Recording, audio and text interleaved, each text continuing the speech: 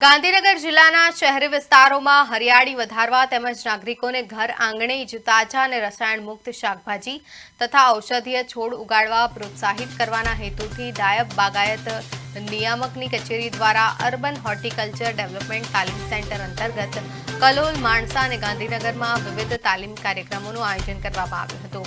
August માસ દરમિયાન યોજાયેલા આ કાર્યક્રમોમાં kitchen garden, terrace garden, herbal garden અને કુંડામાં વાવેતર તથા તેની વર્ષભરની માવજત અંગે વિગતવાર પ્રાયોગિક સમજ આપવામાં આવી હતી।